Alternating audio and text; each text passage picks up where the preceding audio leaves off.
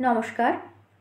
আজকে পাঠ করতে চলেছি হেমেন্দ্র কুমার রায়ের লেখা একটি ছোট গল্প, ছায়া কায়া মায়া। সঙ্গে থাকুন। স্বীকার করছি, সেদিন শিকার করতে যাওয়াটা পাকা শিকারির মতো কাজ হয়নি। সকাল থেকেই খেপে খেপে আকাশের বুকে কালো মেঘ উঠছে এবং তার সাথী হয়ে আসছে উদ্দাম ঝোড়ো হাওয়া আর ঝমঝম বৃষ্টি। সঙ্গে সঙ্গেই ভেসে যাচ্ছে মাঠ ঘাট বাট সমস্ত। দুর্যোগ বেশিক্ষণ স্থায়ী হয় না বটে, কিন্তু সাঁওতাল পরগনা সম্বন্ধে ওয়াকিবহাল ব্যক্তিমাত্রই জানেন এই অল্পক্ষণের দুর্যোগে মাঠ ঘাটের অবস্থা হয় কতটা বিপজ্জনক এবং ছোট ছোট পাহাড়িয়া নদীগুলো পর্যন্ত ফুলে ফেঁপে দুকুল ভাসিয়ে হয়ে ওঠে কতটা দুর্দমনীয়। আর অরণ্য রাজ্য তো দূরধিগম্য হয়ে ওঠে বললেও অত্যুক্তি হয় না। আমরা তিন বন্ধু, তিন সরকারি কর্মচারী এবং প্রত্যেকেরই হাতে ছুটি আছে আর মাত্র একদিন। ছুটি ফুরলেই আবার পায়ে পায়ে ফিরতে হবে কাজের জায়গায়, পায়ে পড়তে হবে কাজের শৃঙ্খল। অতএব ছুটি ফুরোবার আগের দিনটাকে যেন তেন প্রকারেণ কাজে লাগাবার জন্য বদ্ধপরিকর হয়ে বাংলো ছেড়ে বেরিয়ে পড়লুম। আমাদের হাতে ছিল তিনটে ছড়া ছোড়া বন্দুক, কারণ স্বপ্নেও কোনোদিন বাঘটাক মারিনি। তাই আমাদের পাখি শিকার ছাড়া অন্য কোনো উচ্চাভিলাষ ছিল না। কিন্তু বেরুবার সময় ডাকবাংলোর খানসামার মুখে শোনা গেল একটা বেমাক্কা কথা। বললে, হুজুর, বেলা পড়বার আগেই বাংলোয় ফিরে আসবেন। জিজ্ঞাসা করলুম, কেন? অন্ধকারে পথ চলতে গেলে বিপদে পড়তে পারেন। বিপদ? বাঘ ভাল্লুক? না। তবে? সে আর জবাব না দিয়ে বাংলোর ভিতরে চলে গেল। তার মুখ দেখে মনে হলো এই সম্বন্ধে আর কোনো কথাই সে খোলসা করে বলতে রাজি নয়।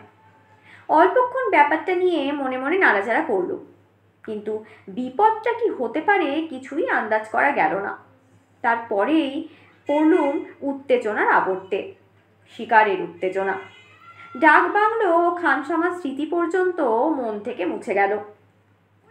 অস্থায়ী ঝড়ঝাপটা আর বৃষ্টির দাপটে মাঝে মাঝে কষ্ট পেয়েছিলুম নিশ্চয়, তবে তা সত্ত্বেও তিনটে বালিহাঁস ও একটা চখা বা চক্রবাককে হস্তগত করবার সুযোগ থেকে বঞ্চিত হলুম না। তারপরেও আমাদের উৎসাহবহ্নি নির্বাপিত হয়নি, কিন্তু হঠাৎ দুটো ব্যাপার উপলব্ধি করা গেল। আমরা ফেরবার পথ ভুলেছি এবং বেলা বেরি যথাস্থানে ফিরতে না পারলে আসন্ন সন্ধ্যার অন্ধকারে আমাদের অবস্থা হবে ঠিক কানামাছির মতো। আমরা তখন একটা অরণ্যের ভেতর দিয়ে পদচালনা করছি। মাথা তুললে জঙ্গলের ফাঁকে ফাঁকে দেখা যায় অস্তগত সূর্য, আর তার সমস্ত আলো এখনো আকাশ থেকে মুছে দিতে পারেনি। কিন্তু এরই মধ্যে দলে দলে নানা জাতের পাখিরা বাসামুখ যাত্রা শুরু করেছে এবং কোনো কোনো দল নিরাপদে বাসায় ফিরে সমস্বরে আরম্ভ করে দিয়েছে দৈনিক সান্ধ্য সঙ্গীতের সাধনা। দীনেশ বললে, তাড়াতাড়ি পা চালাও, নইলে বিপদ হবে ঘনীভূত। অন্ধকার নামলেই চাঙা হয়ে উঠবে বনের বাঘ ভাল্লুকরা।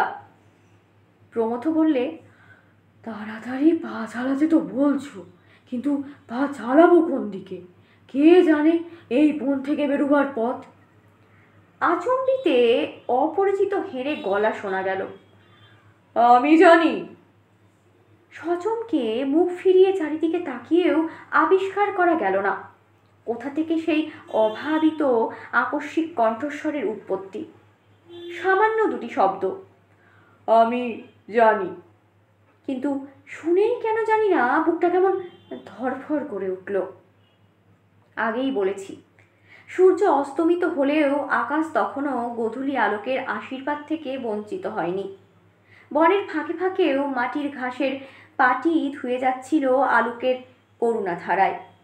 কিন্তু যেখানে পরস্পরের সঙ্গে আলিঙ্গনে আবদ্ধ বনস্পতিদের বিরাট পত্রছত্র আলোর ধারাকে ঝোপঝাপের উপরে নেমে আসতে দেয়নি, সেসব জায়গায় জমজমাট হয়ে অন্ধকার তার চিরবান্ধবী রাত্রির জন্য অপেক্ষা করছে। কোথাও কোথাও অন্ধকারের প্রভাব কিছু অল্প বটে, কিন্তু সেখানেও জঙ্গল ক্রমে বেশি ছায়াচ্ছন্ন ও অপ্রীতিকর হয়ে উঠেছে। এইরকম একটা জায়গার দিকে অঙ্গুলি নির্দেশ করে দীনেশ বলে উঠল, কে কে ওখানে? ভালো করে চেয়ে দেখলুম একটা মনুষ্য মূর্তি ওখানে প্রতিমূর্তির মতো স্থির হয়ে দাঁড়িয়ে আছে। একটা সাদা ধপধপে আলখাল্লার মতো লম্বা জামা প্রায় তার পা পর্যন্ত ঝুলে পড়েছে এবং রহস্যময় ছায়ার ভেতর থেকে তার অস্তিত্ব প্রকাশ করে দিচ্ছিল জামার সেই শুভ্রতায়। আরেকটা জিনিস লক্ষ্য করলুম, তার দুটো অতি উজ্জ্বল চক্ষু মাছের চোখের মতো নিষ্পলক এবং তাদের দৃষ্টি যেন বন জঙ্গলের বাধা পার হয়ে চলে গিয়েছে দূর দূরান্তরে। আমরা নির্বাক হয়ে দাঁড়িয়ে রইলুম প্রায় মিনিট খানেক। এই লোকটাই কি কথা কয়েছিল? শুনলুম তো বাংলা কথা, কিন্তু লোকটাকে তো বাঙালি বলে মনে হয় না, বোধহয় বিহারি। এখানকার অনেক লোক বাংলায় বেশ কথা বলতে পারে, তা বিহারিই হোক কি বাঙালি, এমন অসময়ে প্রায় অন্ধকারের সঙ্গে গা মিলিয়ে বিজন বনে লোকটা নিশ্চল হয়ে দাঁড়িয়ে কি করছে? এটা বেড়াবার বা বিশ্রাম করার জায়গা নয়, এবং তাকে শিকারী বলেও সন্দেহ হলো না, কারণ সে নিরস্ত্র। কিন্তু একটা ব্যাপার দৃষ্টি আকর্ষণ করল, তার সাদা আলখাল্লা নানা জায়গায় মাটির ছাপ এবং তার হাত দুখানার ওপরেও কাদামাটির পুরু প্রলেপ। কেশপাশ গোঁপদাড়িও মাটির লেপন থেকে মুক্ত নয়। তার দেহের উচ্চতা 6 ফুটের কম হবে না। মাথায় অযত্ন বিন্যস্ত তুলোর মতো সাদা লম্বা চুল এবং রাশিকৃত পাকা গোঁপদাড়ি তার মুখের অধিকাংশ ঢেকে বুকের তলা পর্যন্ত ছেয়ে ফেলেছে। বয়স বোধ করি 60 পার হয়েছে, কিন্তু তার দেহ এখনো রীতিমতো ঋজু ও বলিষ্ঠ। আমরা যে তিনটে মানুষ তীক্ষ্ণ ও সন্দিগ্ধ দৃষ্টিতে তাকিয়ে আছি, সেদিকে সে ভ্রুক্ষেপও করলে না দেখে শেষটা আবার আমি প্রশ্ন করলুম, মশাই, এই বন থেকে বেরোবার পথ কোন দিকে বলতে পারেন? তবু তার ভাবান্তর নেই, সে ফিরেও তাকালো না। তবু মুখ দিয়ে বাক্য স্ফূর্তিও হলো না, তবে চোখ দুটো আরো চকচক করে উঠল। কেবল নীরবে দক্ষিণ বাহু তুলে সে আঙুল দিয়ে দেখিয়ে দিল তার ডান দিকটা। ধন্যবাদ মশাই, ধন্যবাদ। দয়া করে বলতে পারেন আমাদের আর কতটা পথ চলতে হবে? কোনো জবাব না দিয়ে এই মূর্তিটা স্যাঁত করে সরে গেল ঝোপের ভেতরে চোখের আড়ালে, এবং সঙ্গে সঙ্গে একটা বন্য বরাহ সভয়ে ঘোঁত ঘোঁত রবে চিৎকার করে সেই ঝোপ থেকে বেরিয়ে প্রাণপণে দৌড়ে মেরে পালিয়ে গেল। আমি বিস্মিত স্বরে বললুম, বুনো বরাহ হচ্ছে দারুণ হিংস্র জীব, সে পালিয়ে গেল কার ভয়ে? দীনেশ হঠাৎ শিউরে উঠে বলল, উফ, কি ঠান্ডা বাতাস বইতে শুরু করেছে হঠাৎ। প্রমথ বললে, হাওয়াটা আসছে ওই ঝোপের দিক থেকে। কি আশ্চর্য, হাওয়াটা হঠাৎ এত কনকনে হলো কেন? কেবল হাড় কাঁপানো বরফের মতো ঠান্ডা হাওয়াই নয়, সেই সঙ্গে আমি পেলুম স্যাঁতসেঁতে কাঁচা মাটির গন্ধ। মনে জাগলো কেমন অমঙ্গলের আশঙ্কা এবং অজানা বিভীষিকার ইঙ্গিত। এ কি অকারণে? ঝোপের ভেতর দিক থেকে আরেকবার সন্দিগ্ধ দৃষ্টি ফিরে তাকালাম। আরও একবার সন্দেহের দৃষ্টি চালনা করলাম ঝোপের দিকে। সেখানে তখন আসর পেতেছে রাত্রির অন্ধকার, এবং সেই অন্ধকার ভেদ করে ফুটে উঠেছে দুটো নীলাভ দীপ্তি, ঠিক যেন কোনো হিংস্র জন্তুর ক্ষুধিত চক্ষু। ওটা কি জন্তু হতে পারে? ওকে দেখেই কি চম্পট দিল বন্য বরাহটা? কিন্তু সেই অদ্ভুত বুড়োটা তো ওই ঝোপেই ঢুকেছে, তার কি প্রাণের ভয় নেই? তার ভয় না থাকতে পারে, কিন্তু আমাদের তো আছে। ওই দীপ্তচক্ষু জন্তুটা যে আমাদেরই লক্ষ্য করছে সে বিষয়ে কোনো সন্দেহ নেই।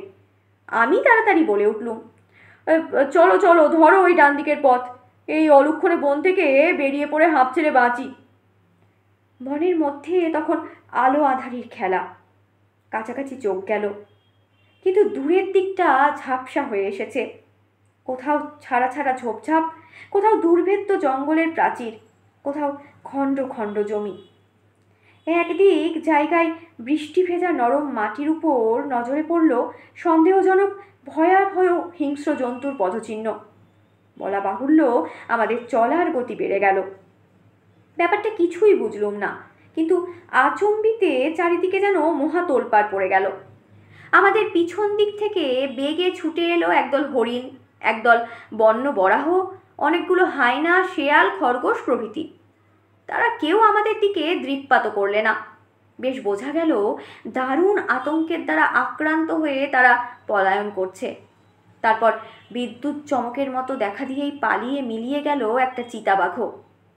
শুনেছি অরণ্যে দাবানল জ্বললে সব জানোয়ার এইভাবে একত্রে পালিয়ে প্রাণ বাঁচায়, কিন্তু এখানে তো দাবানলের উৎপাত নেই, আছে কেবল শনশন বর্ষার ঝরণ।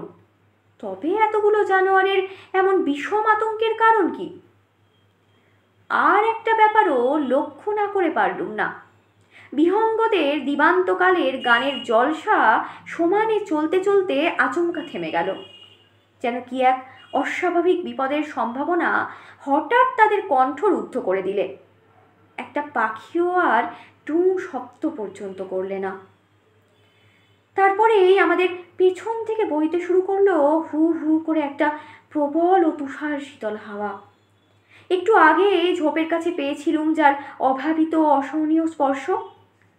হতবুদ্ধি হয়ে থমকে দাঁড়িয়ে পড়ে একবার পেছন দিকে দৃষ্টি নিক্ষেপ করতে বাধ্য হলো।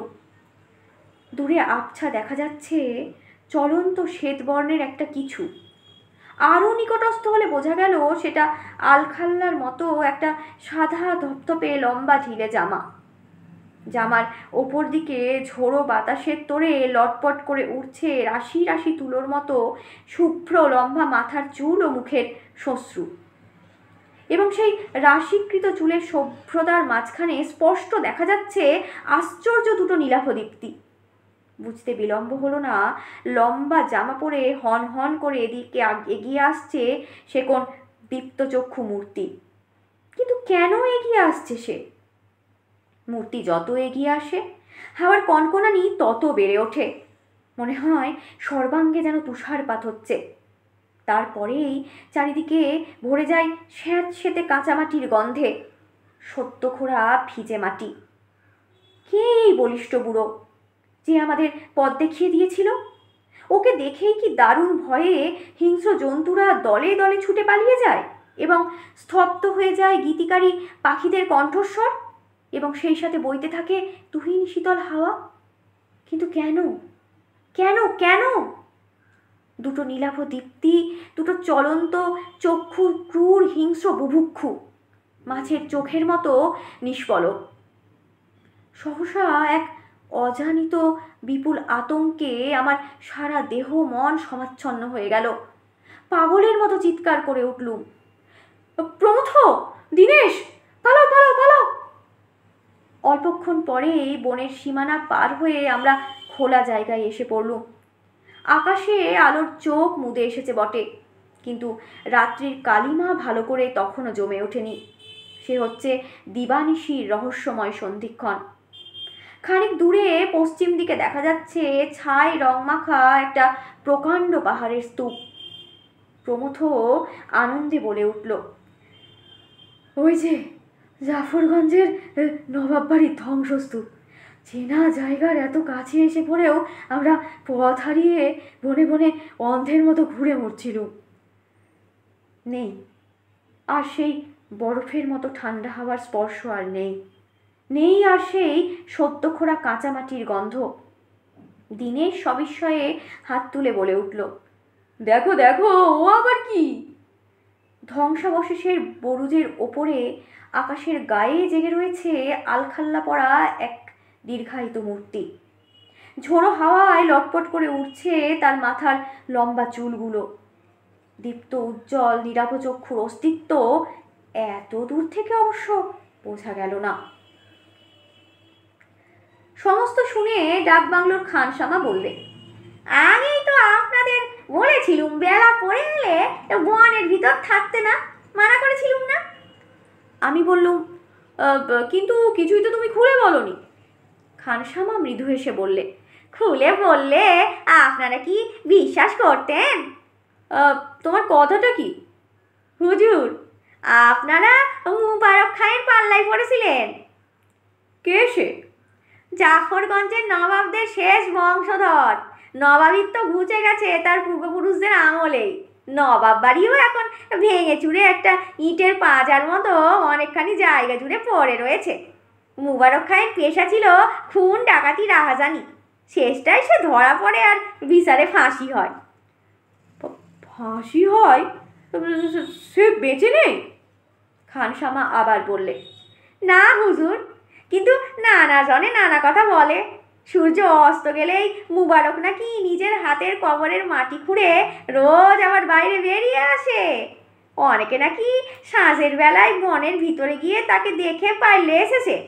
আবার অনেকে নাকি পালিয়ে আসতে পারেনি, এমনকি তাদের লাশগুলো পর্যন্ত খুঁজে পাওয়া যায়নি। খানসামা আমাদের নৈশভোজের ব্যবস্থা করবার জন্য বাংলোর ভিতরে চলে গেল। আমরা খানিকক্ষণ গুম হয়ে বসে রইলুম।